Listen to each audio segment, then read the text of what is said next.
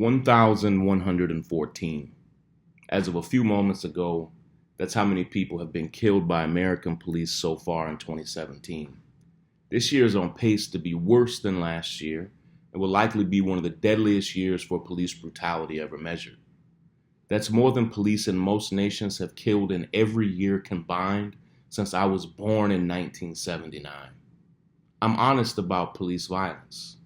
We live in the only nation in the world, indeed the only nation in the history of the world, to have more guns than people. In a nation with so many guns, policing will never be easy. From my own research, I've determined that somewhere around 40% of all fatal police shootings were genuinely hard to avoid with the circumstances we have in this country. Today, I want to lean in just for a moment into the 60% of people who've been killed by police in circumstances that were wholly avoidable.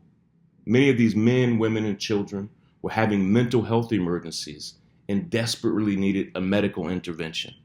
And they would have received such a thing in most developed nations around the world.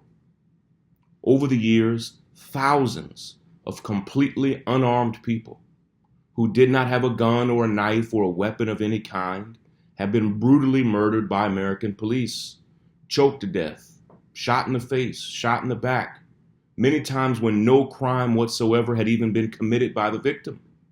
John Crawford comes to mind. He was literally shopping in the pet food section of a Walmart in Ohio when police shot and killed him. Rekia Boyd comes to mind.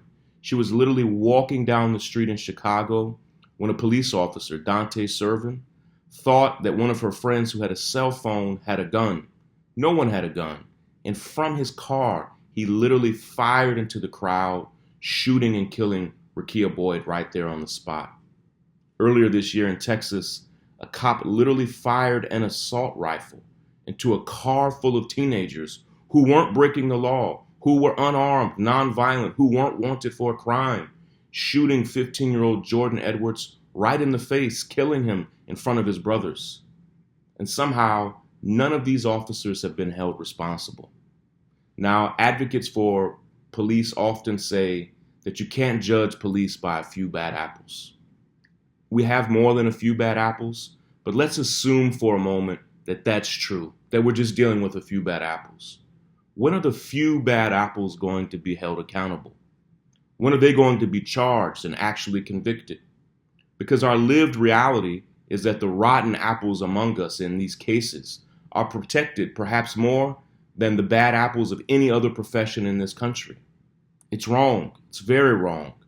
And until justice for genuine police misconduct becomes normal, the conversation about repairing the divide between police and the community is a non-starter.